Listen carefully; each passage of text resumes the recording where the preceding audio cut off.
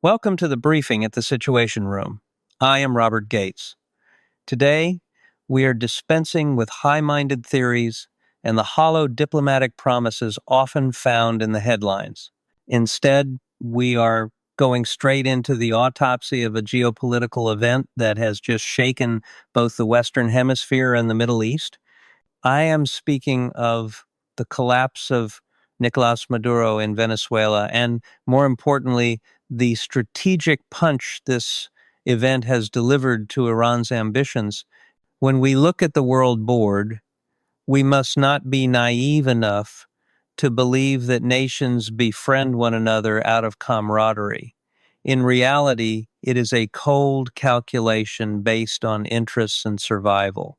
The relationship between Tehran and Caracas over the past 2 decades is a prime example of combining anti-American ideology with the necessity of survival. However, history always teaches us a harsh lesson. When you bet too heavily on a dying ally, the price you pay is measured in both treasure and strategic credibility. Today, we will analyze what Iran has lost, what the United States has gained, and why the board has shifted so abruptly. Let us begin by looking back at the historical context to understand why Iran cared so much about Venezuela. For years, leaders in Tehran have proudly boasted that they successfully infiltrated America's backyard. This was not merely a propaganda slogan, but a calculated strategy to break the siege of sanctions that Washington had erected. Venezuela and Iran, two oil-rich nations sharing the plight of sanctions, found each other like desperate men finding an ally. They built a network of close political and economic ties, not because they loved each other's culture, but because they needed each other to bypass international laws. Tehran saw in Caracas an opportunity to challenge American influence right in Latin America, and they did not hesitate to pour billions of dollars into this gamble. But as I often told the presidents I served, hope is not a strategy. Iran's bet on the Maduro regime, a regime already rotting from the inside, was a decision fraught with risk, and now they are tasting the bitter fruit of that miscalculation. We must confront a naked economic truth that no flowery language can cover up. That truth is that Iran has completely lost a massive investment. According to intelligence data and shipping tracking that we have observed, in the period between 2021 and 2023 alone, Iran transferred to Venezuela approximately 25 million barrels of oil and petroleum products, with a total value reaching 2.5 billion United States dollars. This is a number that speaks volumes, especially for an economy being strangled like Iran's. Tehran did not just send oil. They sent teams of engineers, equipment, and spare parts to salvage this South American nation's refineries, which were on the brink of collapse. Iran's Ministry of Oil signed contracts worth hundreds of millions of dollars to repair Venezuela's two largest refineries.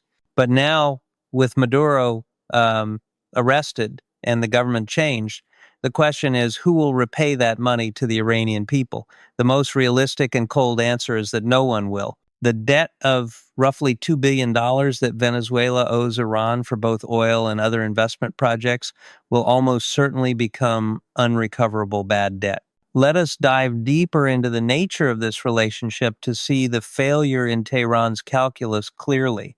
The relationship between Iran and Venezuela consisted of two main components: high political symbolism and cooperation in the energy sector to evade sanctions. They learned techniques from one another to optimize the trade and transport of oil in the shadows, avoiding the scrutiny of the Western financial system. However, when the United States decided to act decisively, arresting Maduro on charges linked to drug cartels and for inviting Washington's adversaries like Iran into the region, this entire structure collapsed. Secretary of State Marco Rubio stated very clearly that Maduro's invitation to Iran to gain a foothold in Latin America was one of the primary reasons Washington had to act. This demonstrates an immutable principle in international relations. You cannot provoke a superpower right at their doorstep forever without facing consequences. America's strategic patience has limits, and Iran crossed that line when attempting to turn Venezuela into an anti-American outpost. The reaction from within Iran following this event is a signal worth analyzing closely. It is no longer the consistent unity usually seen in state media. Instead, cracks and public criticism have begun to appear. Many news agencies and economic sites in Iran have spoken out against the government's policies regarding Venezuela. They argue that these decisions were heavily driven by political motives while lacking wise economic calculation, leading to the waste of resources that belong to the Iranian public. An Iranian economic news site wrote, quite frankly, that the result of these high-risk interactions is a piling up of debt where the ability to repay today is incredibly doubtful. Even a conservative newspaper warned that if the U.S. takes control of Venezuela, all debts owed to Iran could be completely wiped out. This shows the pressure weighing on the Tehran administration, not just from the outside, but from the dissatisfaction of its own citizens who are tightening their belts while the government throws money out the window on a distant continent. However, as someone who has spent a lifetime in intelligence, I warn that we should not jump to the conclusion that Iran's influence in Latin America will vanish completely. The removal of Maduro is certainly a heavy blow to Iran's footprint, but it does not mean they are wiped out. Experts on Iran, such as Mr. Sina Azodi from George Washington University, have correctly assessed that Iran will not give up. They will seek to expand relations with other leftist nations in Latin America, countries that in one way or another maintain an opposing stance to the United States. We must also not overlook the military aspect of this relationship. Since 2007, Venezuela began purchasing kits to build Iranian drones, specifically the Mohajer 2 line. These devices were assembled by Venezuela's state arms company, and Maduro himself proudly displayed armed combat drones designed by Iran. This proves Iran's ambition was not just economic, but to export asymmetric military capabilities to the Western Hemisphere. The dismantling of the Maduro regime effectively cuts, or at least severely disrupts, this military supply chain. Looking back at the entire event, we see a clear picture of the collision between national interests and the cost of miscalculation. Iranian Foreign Minister Abbas Araghchi strongly condemned the U.S. action, calling the arrest of Maduro a violation of sovereignty and international law. He asserted that the Iranian ambassador and diplomatic staff were still working in Caracas without disruption. However, those tough declarations cannot hide the reality that Iran's position has been severely weakened. They have lost an ally, lost money, and more importantly, lost a significant strategic lever. The lesson here for policymakers is that no alliance is sustainable if it is built solely on the foundation of shared hatred for a third party without practical and sustainable economic benefits. Iran has learned this lesson in the most painful way possible, and the United States has demonstrated that when core interests are threatened, we will act decisively and effectively. We are not finished yet, ladies and gentlemen. We have only scratched the surface of this geopolitical iceberg. A strategic level intelligence analysis never stops at newspaper headlines or dry statistics. It must penetrate to the very bottom of the chain reactions and the hidden calculations inside the decision-making apparatus. To thoroughly understand why the collapse of Nicolás Maduro is a strategic disaster for the Islamic Republic of Iran, we need to dissect the problem at a much higher resolution, equivalent to an advanced lecture at the War College or a closed hearing in the Senate. What I have just presented was merely the opening, the framework.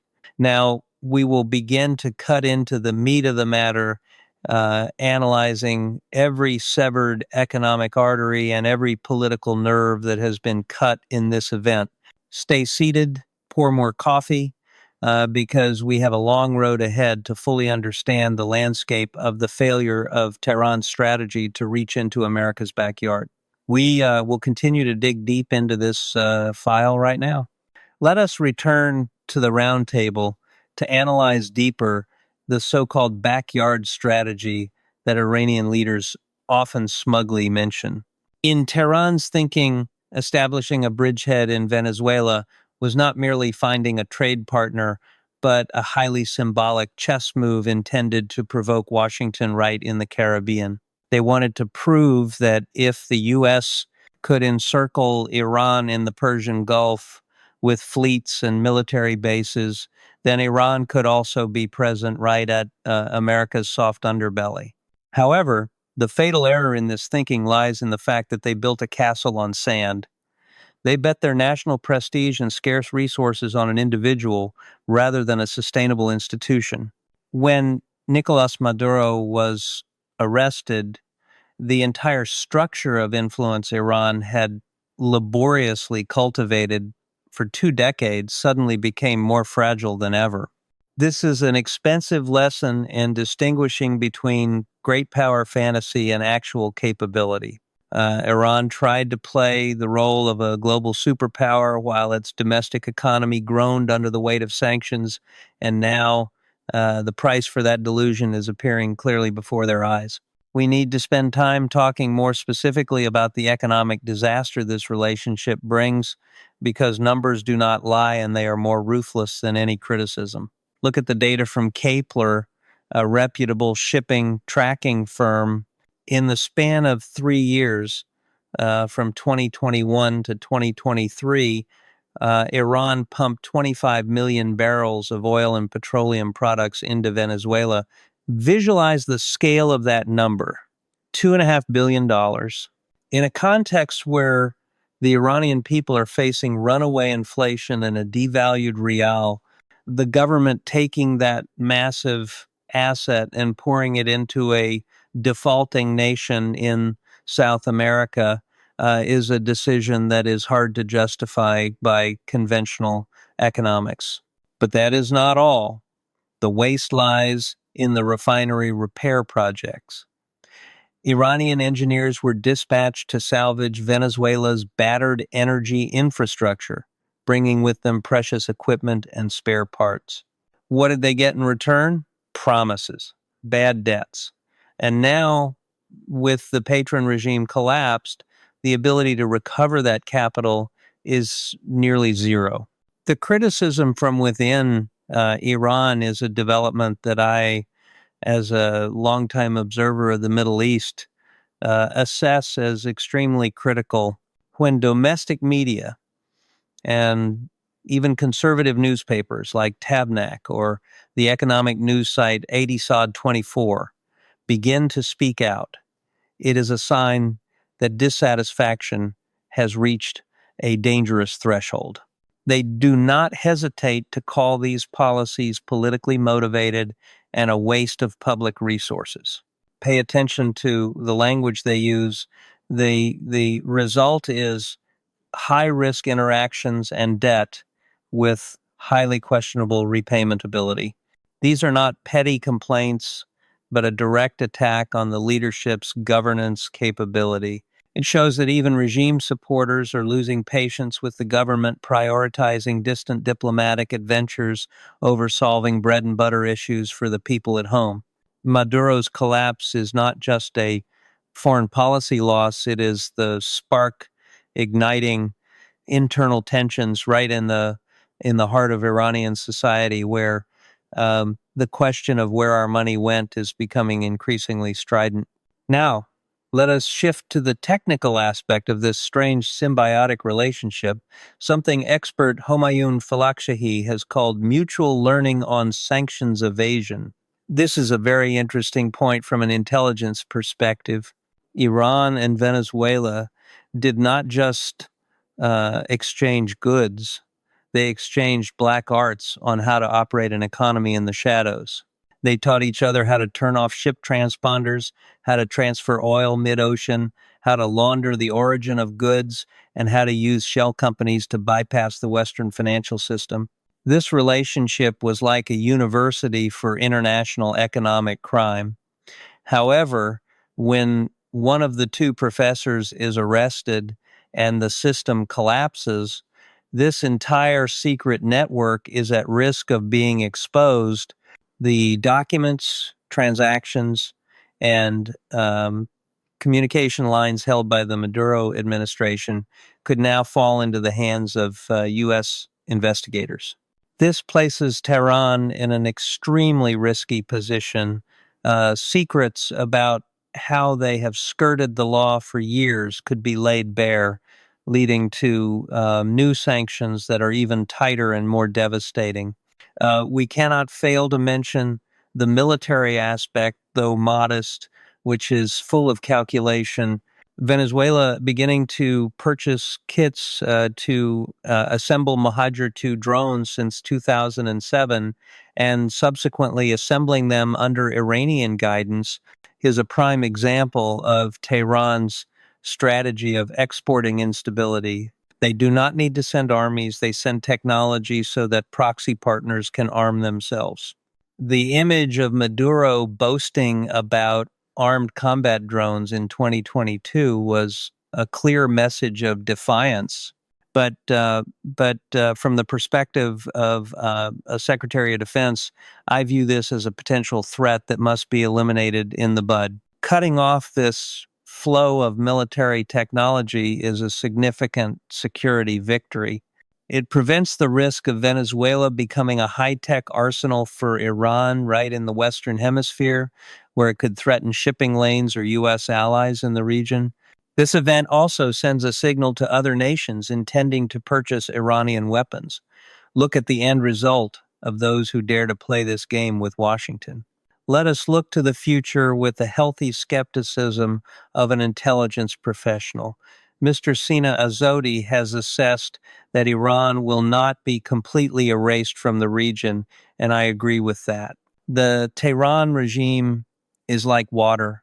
They will flow into any low ground they find.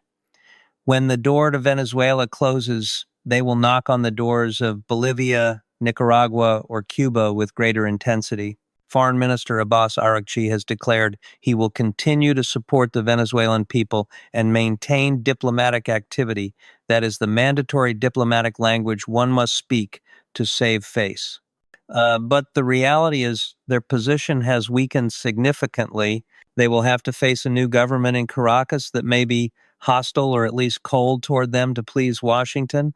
Iran will have to start over, rebuilding relationships at a higher cost and greater risk. The game in Latin America is not over, but Iran's most important queen piece has been removed from the board, and they are falling into a strategic checkmate that is not easily escaped.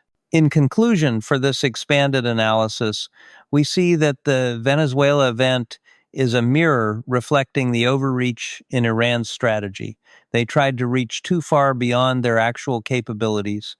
Maintaining global influence networks requires a solid economic foundation, something Iran does not have. They traded internal stability for diplomatic mirages, and now they are suffering a double consequence: lost money abroad and lost trust at home. For the United States, this is proof that firmness and pressure applied in the right places can collapse hostile alliances. However, we must not be complacent. A wounded enemy is the most dangerous enemy. Iran will seek to retaliate or find new exits to break the isolation. Our mission is to continue surveillance, continue applying pressure, and ensure that any effort to turn America's backyard into an anti-American launchpad will pay an even steeper price. The intelligence briefing is not over, but the core arguments regarding this strategic failure are now abundantly clear.